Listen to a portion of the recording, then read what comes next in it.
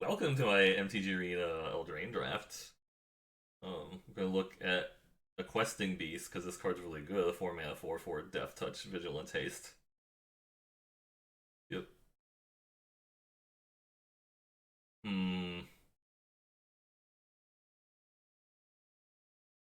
You never wrapped your head around Eldraine? Yeah, you mostly just want to play monocolored decks or very close to monocolored if possible. Like, don't force a color if it's like a monocolor is not very open, right? Just kind of try to stay open. You can still do two color decks also. They're just like less interesting usually. Just my opinion. They're like less interesting. The themes for like the colors.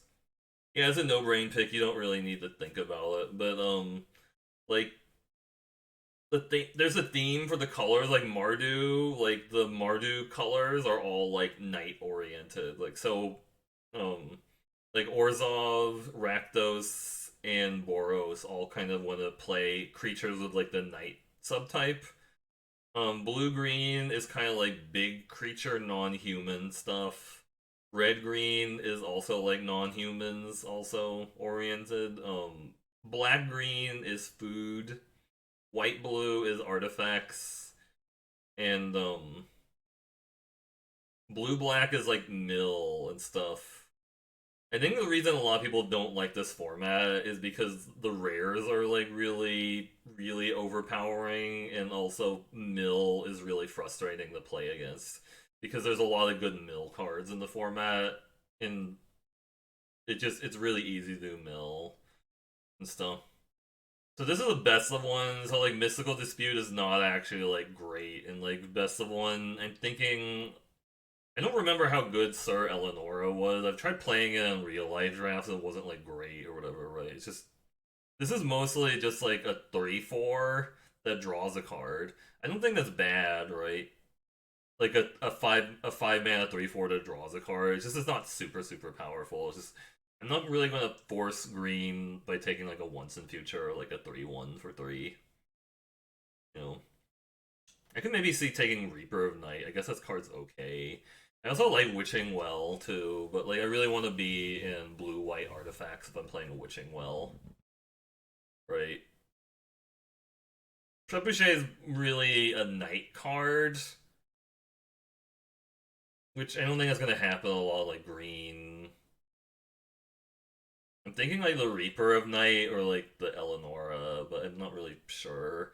The Reaper of Night looks really bad, but like because it is like it's either like a 4 cost mind rot or a 7 drop 4/5, which are both pretty bad on the surface, but um I don't know. I mean I think it's playable. Oh, we got stream rated battle? Alright. Let me like look.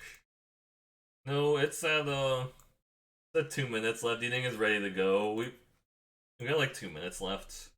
I might just take the Sir Eleanor and see what happens. I'm not like attached to the card. It is also like a 5 drop. You can get a lot of 5 drops in this format. Ooh, Okame Adversary is pretty good. Trapped in the Tower is good, except for like when you consider that there's a common creature that gives flying until end of turn. Arden Veil Tactician's also really good. Um, because like this is basically a tempo card. It's also a 2/3 flyer. It's a little hard to cast. No, Okame Adversary is great though. I'll take it. Hmm. I like Smitten Swordmaster because it is a 2 drop lifelink. Runaway Together is like okay. You do need to like target your own creature, which is a little awkward, right? Because you have to target your own creature to bounce it. So you can't just like bounce your opponent's creature, you have to bounce your own also. It kind of works with no, I guess it works with the Eleonora and stuff. I might just take the Swordmaster, because I remember this is actually decent for like a 2 drop. So we're probably not gonna get like a lot of knights and like black green. It's just a fine 2 drop. I'll take the 2 drop and see what happens. Last casket. Also, another thing to note is I think white is probably like the worst color and worst color in Eldraine, but it's still playable. Like I think Glass Casket is totally playable. This is basically just like your Exile CMC3 or less thing that they pop up with a lot of it pops up in a lot of different formats. Fine. Rimrock Knight's also pretty strong if we were going into green red non-humans, which I can totally believe that. Green red non-humans is a thing. Yeah, I think it's either the Glass Casket or the Rimrock Knight here.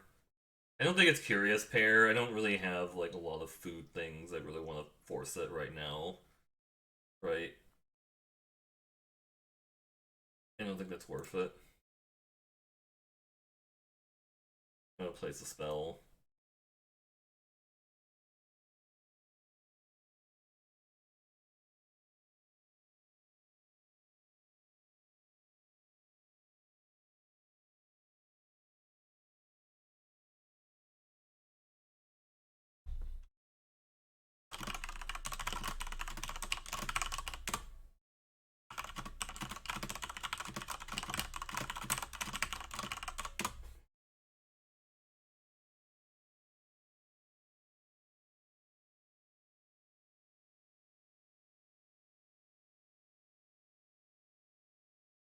It's also kind of hard to like read signals in like a bot draft too, because it's just kind of what's open from the bot perspective. That's what you gotta do, right?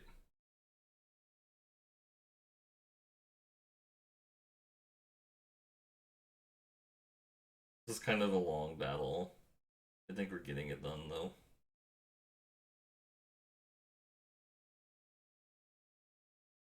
Yay, we did it. Right, most kills Sunwife, most assists Ice Prophet.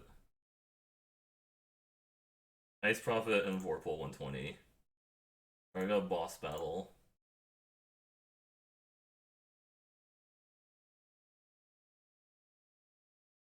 I think, yeah. I'm kind of going all over the place. I don't remember white green being that great either, but we could just go anywhere at this point.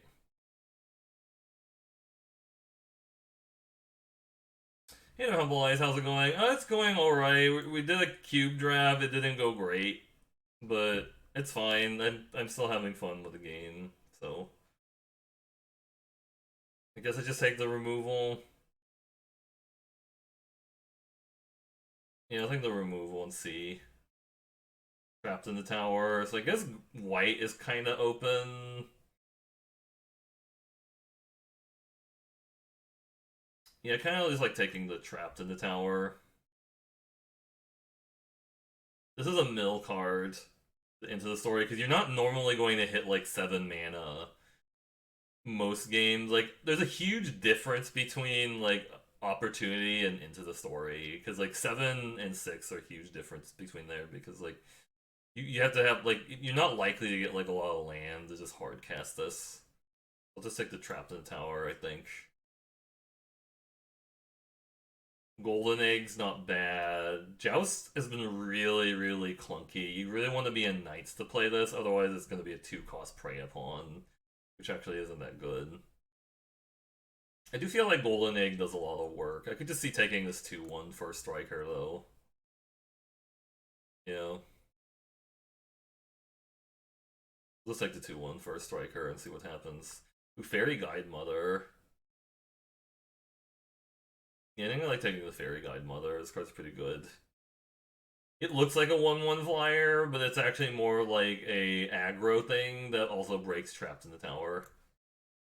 Because it gives a creature flying, and Trapped in the Tower doesn't work on creatures with flying. It's kind of good there. I guess I'll take a bad combat trick, because I don't really want anything else. I don't really like taking Silver Flame Ritual unless like you're heavy white. And you have to be going pretty wide, and we don't really seem to be doing that quite yet. It's a pretty bad 3-drop. Or like a Silver Lame Ritual. I might take the Silver Lame Ritual.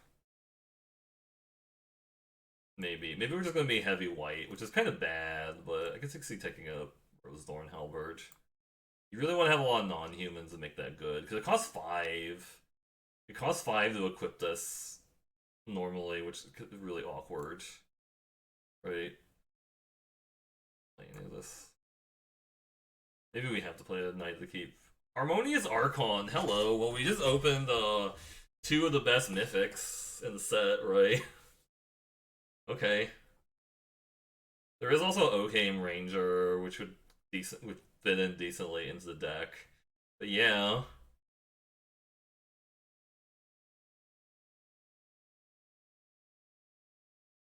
Yeah, it's like a 4/5 win condition. Beanstalk Giant's really good. Outflank's kind of medium. Yeah, I think it's like the Beanstalk Giant. This is a win condition. It's a win condition, also ramps and fixes. Outflank is okay. You have to be aware that like if they remove creatures in response to you playing it, it can get awkward. Venerable Knight or Silver Lame Squire. Silver Flame Squire, I mean, so we don't really have like a lot of knights, right? We have like 2. This is actually a decent combat trick.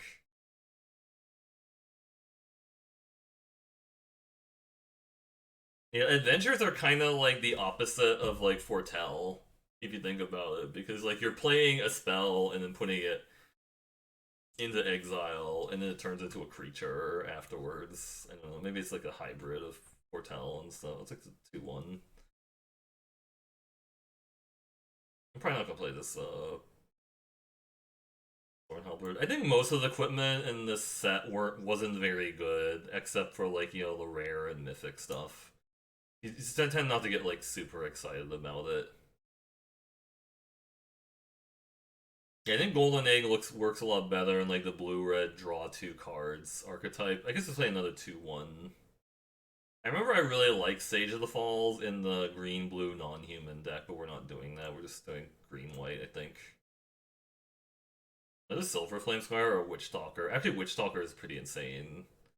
The 4/4 for 4 with trample, and also gives you like a life gain, a little bit of life gain. Yeah.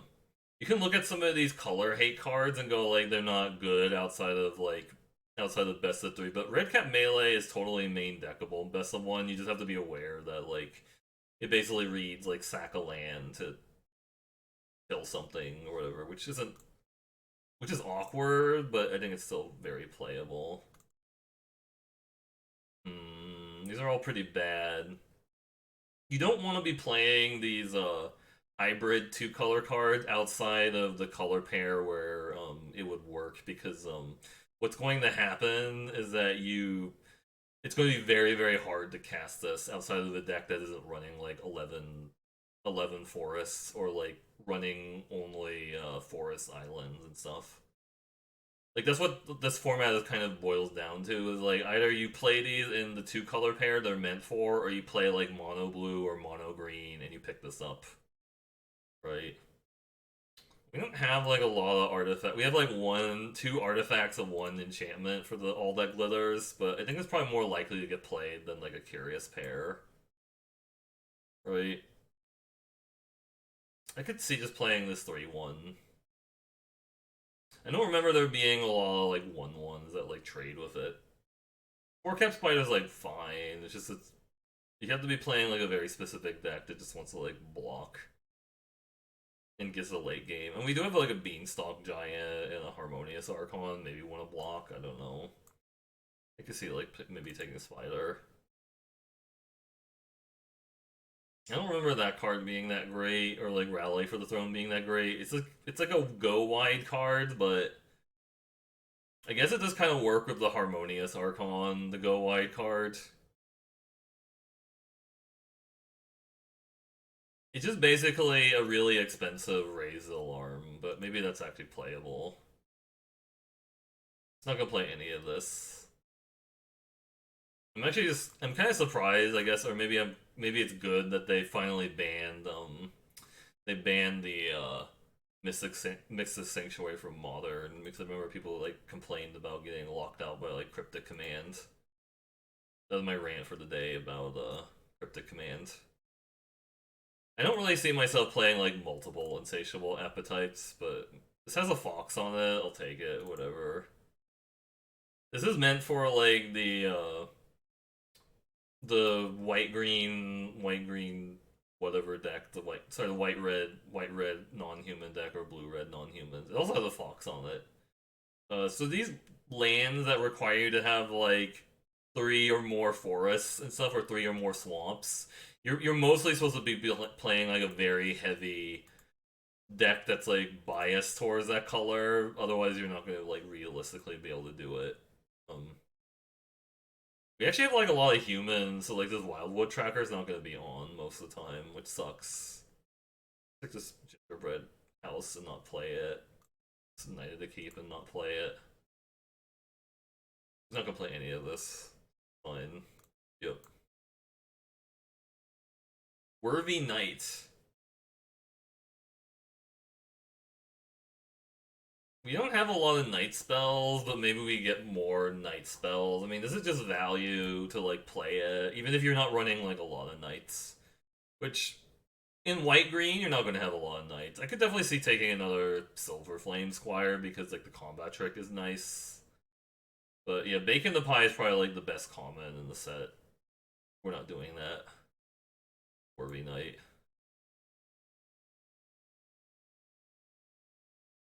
Another Fierce Witchstalker is great. Reeve Soul and Scorching Dragonfire for like other people, but I mean other bots, I guess. Future. That's really bad, unfortunately. Like, I don't even want to play any of this. Like, if this was like the jousting dummy, I might actually play it because I have Worthy Knight. I'm looking at like another Silver Flame Ritual or something I don't want to play. So we're talking about like mill cards. See, there's a mill 4 for like 1 that also turns into a 0-4 blocker after you're done casting it. So this card was also pretty good in the blue-white deck because like just making a creature, making one of your artifacts into a 4/4 was pretty strong. Right? It had to be a non-creature artifact though, just FYI. So you can't like buff like your Locktwain Gargoyle or whatever. It's not a legal target. This is a Scarecrow. I don't know. That was a pretty bad pack. Ooh, Leatherfox. This is mostly just gonna be a 2/2. We have like a few enchantments. So, like maybe turn it on, right? There's like a couple enchantments, a couple artifacts. Archon of Absolution was pretty nuts, by the way. Yeah, we're not red green, so we can't play that. I think the Archon of Absolution. This card's pretty absurd. Another Youthful Knight. Or another Silver Flame Squire. I might just take another Silver Flame Squire. I guess Youthful Knight's good with the Worthy Knight. Yeah, maybe it's fine. Another Flutter Fox. Okay, just all the foxes. Foxes. This is playable because of the Worthy Knight. Also makes the Flutter Fox able to fly.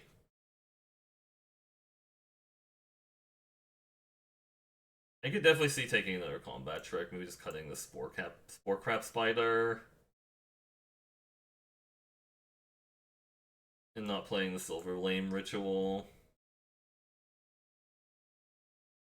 We don't have a lot of removal, but I don't think that matters a lot. Did they curate the set for me? I don't know. Like they had foxes and like other sets, Humble Ice, so it's not. I don't think it's purely for me or whatever. They're just like, but it is kind of funny when you see like sets with like foxes and look at this curve. It's majestic.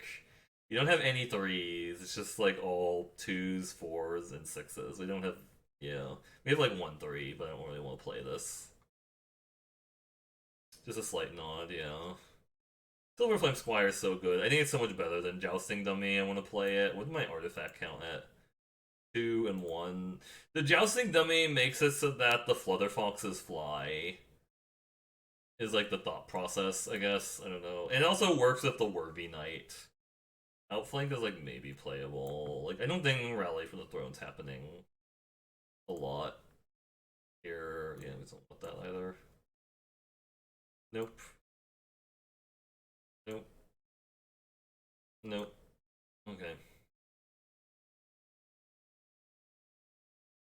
It's actually turned out pretty decently, I think.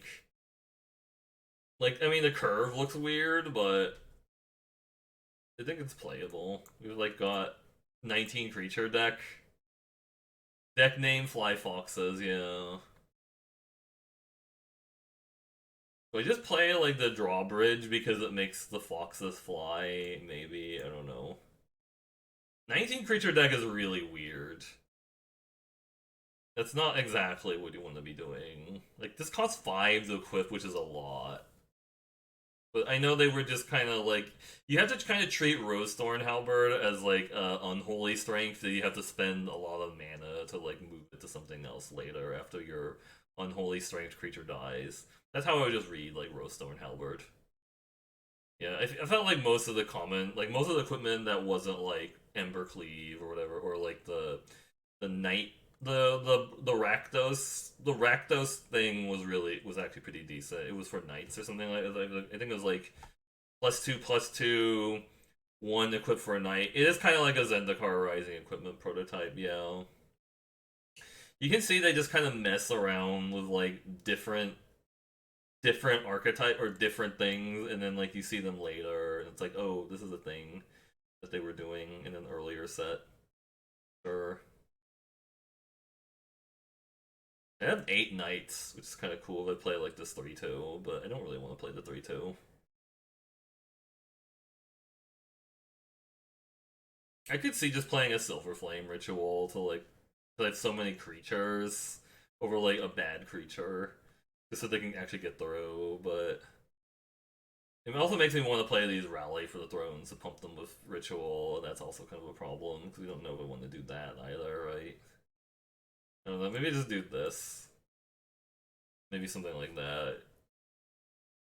We got a little bit lucky with like opening really good rares.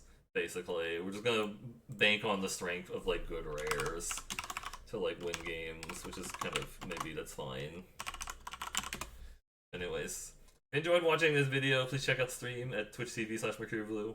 Hope you are having a good evening, and I will catch you in the next video.